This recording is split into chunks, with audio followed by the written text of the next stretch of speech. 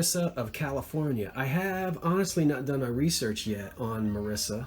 Or is it, I'm sorry, Marcia. Marcia? Marcia, yeah, Marcia of California. I was attracted to it because of its 1960s design and also that it's been signed. I have a feeling that it probably has minimal value. I would say I paid $1 for it, and I imagine I could get $10 to $15 for it. If it were in pink or turquoise, probably much more. But there are ashtray collectors, and that's really an example of mid-century design. This is a Pyrex divided dish that I wasn't familiar with. I'd never seen that pattern before, and the dish was marked $4. I mistakenly thought that it was half price, and I found out when I took it up front, instead of paying $2, I was going to have to pay $4. And I took a chance and picked it up anyway. It's from the 70s, and the pattern is called Friendship. Took me a while to figure that out. I was researching partridge or quail or orange bird and got nothing. So I did have to do some research and find out that the pattern is actually called Friendship, sometimes also known as birdie or Pennsylvania Dutch bird, orange bird, red bird, but Friendship is the name that Pyrex gave it. It has its lid. The paint on the lid is very strong, as you can see, really good luster, no loss to the paint on the top, which is nice. Inside, nice and clean. The only thing is I didn't know until I got it home is it does have a chip on the lid, and this doesn't want to focus again, but it's a chip that is on the the underneath of the lid and not the top of the lid, so when the lid is in place, that chip really isn't seen, and so that helps it out a lot, even though the lid does have that little chip. The dish itself is in good shape. There are no graphics on the side, but again, really good luster, really good shine. There are some, now that's not scratches in the paint right there, those are just those sort of metallic scratches, and well, that's a scratch in the paint, but those scratches right there, those kind of gray scratches, I guess, what is it called? Bartender's friend. We'll take it out. I'll go to work on it later and see what I can do. This dish actually sold a few weeks ago on eBay for, I saw one for $25 and I saw one for about $30. This one with that little tiny chip underneath the lid, I'll be happy if I get 20 bucks for it, so we'll see what happens. Back there is marigold goblets, and I think that's, is that Indiana glass? Michelle, Thrifting 101. I didn't do my research, but I think that's Indiana, right? And I believe blue is the most common color. And then you find them in this marigold color. And even more desirable is green. I paid $1 per stem. I can probably get about $3 or $4 per stem on these 4. So maybe 20 bucks for the 4. $18 to $20, so a little bit more than that. And there are no chips on them. Again, carnival glass from, I don't know, somewhere between 1965 and 1975. I really don't know why I bought those 4 horses. They're not made in Japan, and they're plastic. But they're just really well done. Just really nicely manufactured plastic horses. And so I bought them. You can see that I paid half of that. So I paid $1, 25 cents for the 4 of them. And I just really like them. Haven't done any research, don't know who made them because they're not marked, but we'll see what happens. This is made by Hazel Atlas, and it is called, they did a whole series of these, and they're, I don't know whether they made 6 or 8, I'm not sure exactly how many were in the series, but it is the Song Titles series. And this came out right around the time when Hazel Atlas was consumed by the Continental Can Company. So it's not marked on the bottom at all. So, but it is Hazel Atlas. And here they're announcing the song Silver Threads Among the Gold. That was a million seller around the turn of the century. And, you know, anybody in the 1950s who was at least 50 years old would absolutely know every word to that song. And so the song titles series had old songs from, you know, the gay 90s, the roaring 20s, the turn of the century. And this was a peanut butter jar.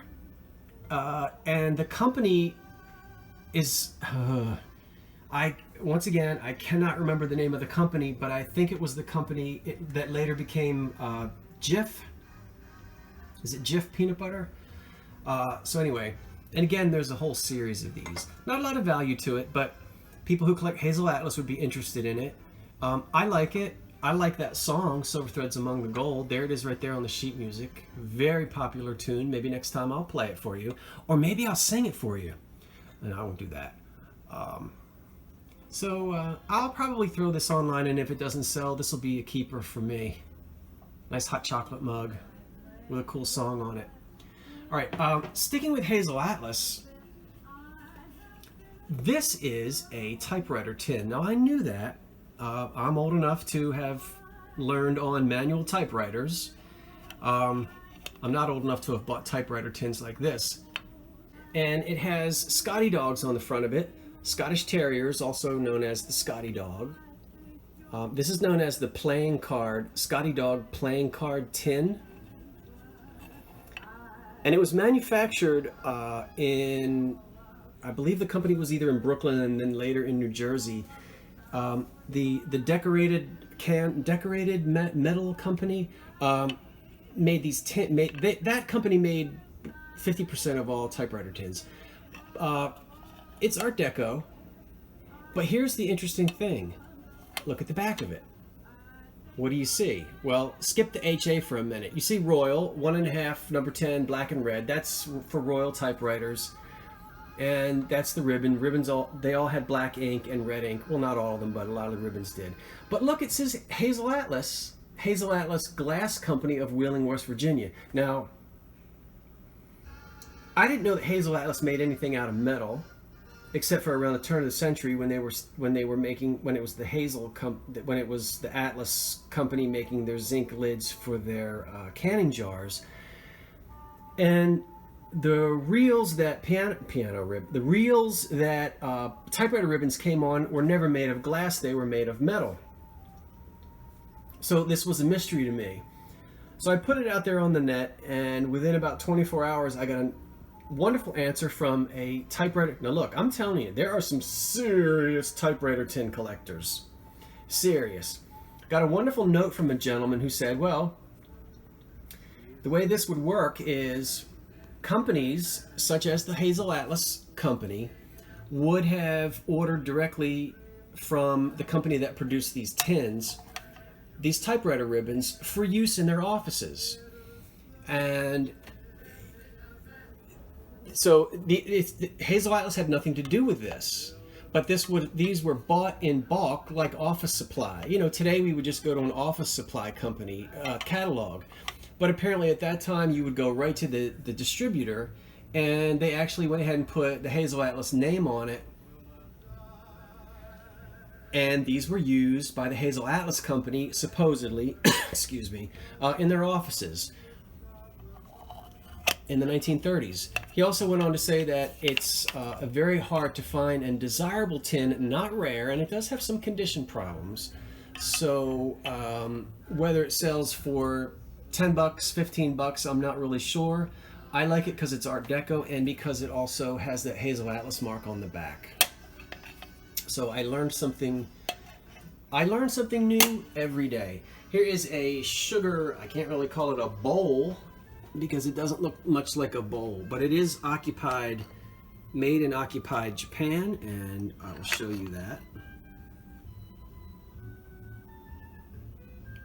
Okay. Really nice to have the underplate, the actual, what we'll call a sugar bowl, and lid. And then there's room there for the spoon to come through. Obviously there would have been a creamer and there would have been a teapot to match this. That's all that survives, but it was $1 and it's really cute. This is also Hazel Atlas. Now I'm gonna guess, because this is way too big for a tumbler, unless you're quite a drinker. There's the HA for Hazel Atlas. Really nice abstract 1950s design. It's still marked Hazel Atlas, so we can guess that this is probably pre-1954, 1955, early to mid-50s. And sour cream, peanut butter, jelly, I don't know, something came in there. I'm assuming that something came in this glass jar, and then it could just be reused in the kitchen for whatever you want. That was $1, and I'll probably sell it for between $8 and $12. These are 4 hex optic tumblers by Jeanette. They were made, that pattern was made between 1928 and 32, I want to say. Really pretty pattern, sometimes called honeycomb. Typical depression green tumblers. Hex optic, aka honeycomb. Delicate, very thin, no chips on those, no dishwasher damage. And we'll see if we can get $15 to $18 for them. That's just funny, I couldn't pass it by. I think the date on it is 1976. Yeah, right there. Beagle Puss. The world's funniest disguise. That was $1 quarter, 25 cents. Back here is the popular home decoration. I've had a lot of fun looking through this. It is just what it says. Over here you can see popular home decoration, and it's dated, I believe it's dated 1940. It's not by Dorothy Draper either. It's by Mary Davis Giles, editor of McCall's magazine, Popular Home Decoration. And again, this is copyright 1940. So this has really been interesting to look through and read, not just for the photographs of the way rooms were decorated, but also to read about the trends and how you could take your old furniture and sort of remodel it to make it look new. You can see here that was an old Victorian table that they chopped off and painted white. Now, I'm not a fan of chopping up Victorian furniture, but it was a popular thing to do at that time, to take your old furniture and rehash it so that it would look nice in a modern room. But anyway, very interesting book to look through. This is going to be a keeper for me. I do like interior design. I love the 1930s, 40s, and this is just really a storehouse of information. So I paid, I forget, and I guess the reason why I forget is because I had no plans to sell it. This is a puzzle, and it's a puzzle of an ocean liner called the SS United States.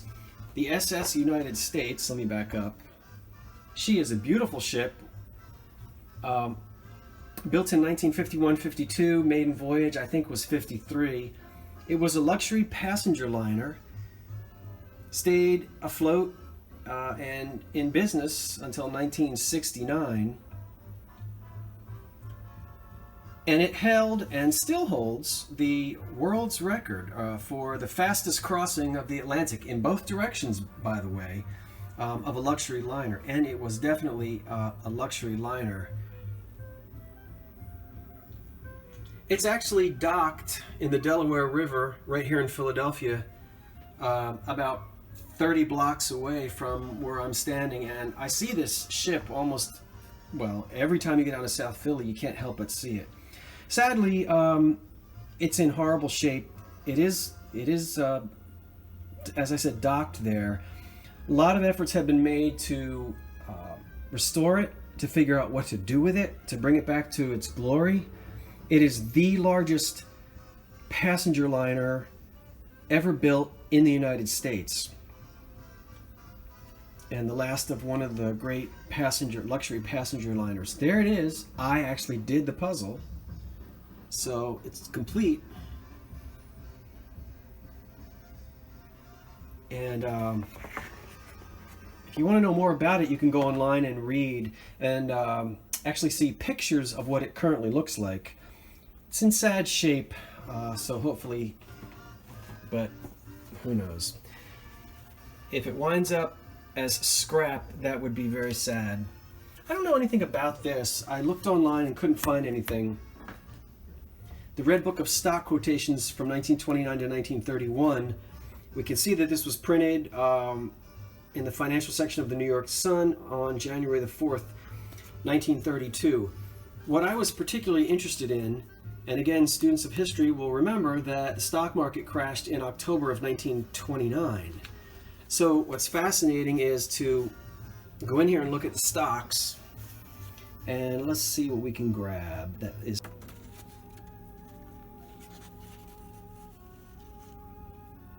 So anyway, it's really interesting to look at what the high was when the stock market, the high for that particular year, and then how much it drops in 1930 after the stock market crashed.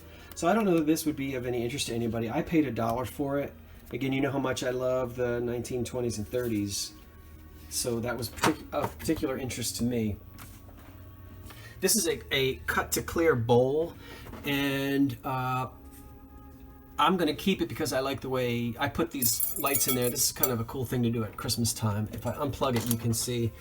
Cut to clear is when this whole bowl would have been green, and then they cut the green away to get to this beautiful design underneath. Now they're still doing this. They're doing it in Japan, or they're doing it in China. Most of the old stuff is Bohemian, and this is probably dates to the 1920s. Just a big console bowl or vegetable bowl in this really pretty cut to clear glass. And as I said, I'm just going to keep a hold of that because it makes a nice kind of a Christmas decoration. Back here is our two photographs, as you can see. And these are taken at Temple University. These were 50 cents each. And I particularly liked them because we're able to see on the back, it's 1926, the Torch Honor Society of the Sheffield Scientific School at Yale University. I think the Sheffield Scientific School was defunct, but this would have been a senior, one of the secret societies like Skull and Bones and all that stuff.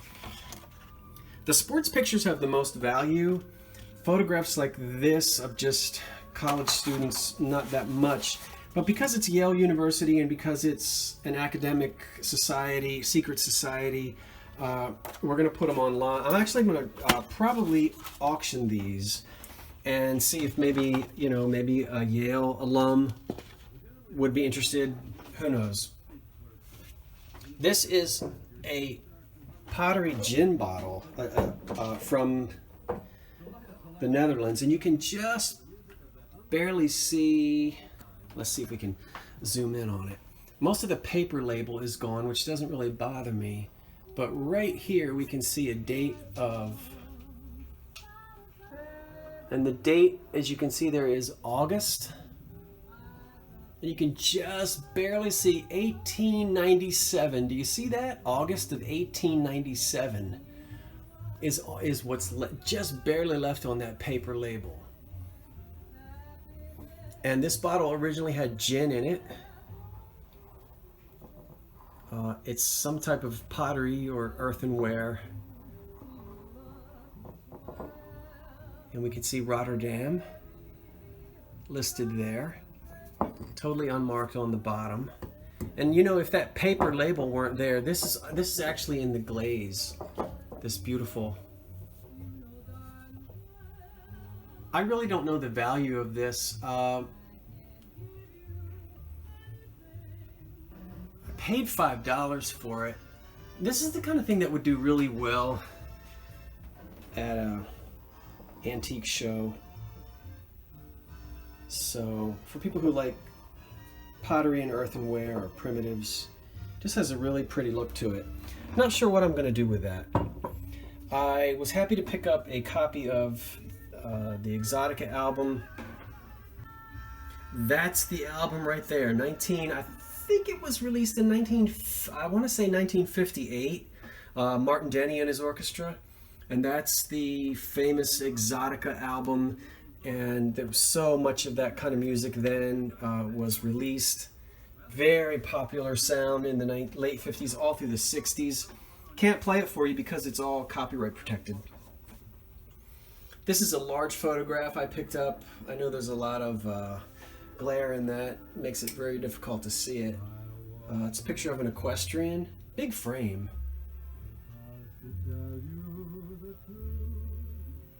The Devon Horse Show is one of the premier horse shows in the country, and it's in a suburb of Philadelphia.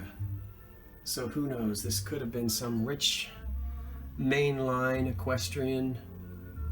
I know that the glare on that is terrible. It's almost impossible to see it. And it was in a nice frame too, and I didn't pay much for that. I think $3. I always go through the DVDs, as you know. You either like British comedy or you don't. So if you know Are You Being Served, did you know there was an Are You Being Served movie? I've seen this. I actually have a copy of it. This copy I'm going to sell. This is hilarious. That's all I'll say, because either you're into it or you're not. Here is a calendar from 1943, and it's the Historic Rivers of America. And it's the complete calendar, and it's all, let's see, Bonner's Utility Store, Unity Store, Meats and Groceries on 43 Comley Street in Philly. I need to drive by that address and see if this store is still there. The building probably is. So these are all famous rivers and different types of meats that were for sale by that company. So I love old calendars, and I love ham. So there's dog food. Oh, look at that.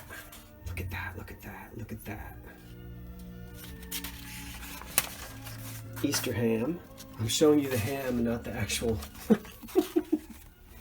This is nasty. Can you see that? Pork tongue, pig's feet, pork hearts, pig's feet cutlets, and I love this one. Pickled tidbits. Now, you know what? Once they've used the tongue, the feet, the hearts, and the feet cutlets, I am not really interested in what they consider a tidbit. The stuff people used to eat. Although this was during the war and stuff was rationed, so anyway, it was really cool to find that old calendar. Is that everything? That's everything, yeah. So, an interesting haul, some cool stuff, I think. This is Scott from the Old Curiosity Shop saying thanks for watching, and so long for now.